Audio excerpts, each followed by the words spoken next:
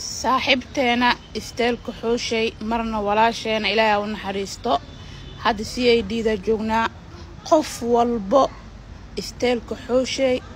maanta ha u soo duceeyo inuu ilaahay qabrigeeda u waasiciyo inuu ilaahay qabrigeeda u nuuriyo maalin qeyr qabay dhimatay waa maalin Carafo waa maalmaha ugu fiican adduunka qof walbo muslim walaasheena ha u soo duceeyo hadda CID-da joognaa meedkeeda la baaraa galabta ka bacdina waa la duugaa qof walbana wuu dhimanaa nin walba maalintiis waaye adduunkan maalintii lagu raagaay anaga ma sheegi karno xilliga baxeenana ma sheegi karno ilaa geerida igu xanuun badan nolosheeda aabay ka soo isteelka xooshay saaxiibtay lilaahi ay ahayd ilaahay u naxariisto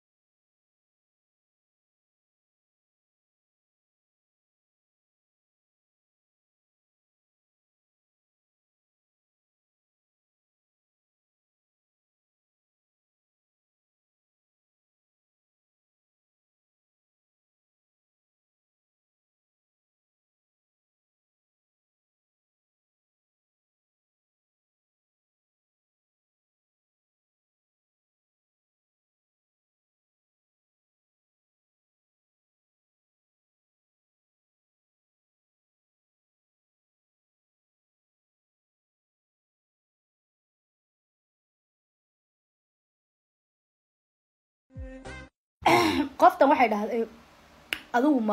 adigu ma bohol baata qof walba qaato oo sidaa ugu tahay sababtoo ah dumarku waxa looligu biyaha kashiisa ku jiro kodida because of adiga bohol ah adiga nin walba ku qaataa adiga caaniga shubana adiga riqiisa sidaa kale aanay qabtaa marka dhibaato ma lahan waxa tahay ina iibalayso inta marka laga imaado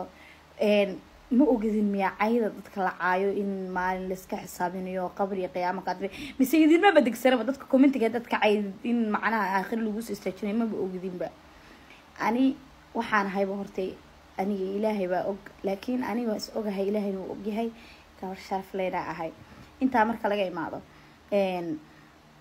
adigu waxa geer gacanta saaro anu waxay geer waan ilaashto wallahi billahi tala qof ii qalmana waan helay ما فهمت أدو حاجة رجعت صاروا حقوق المرأة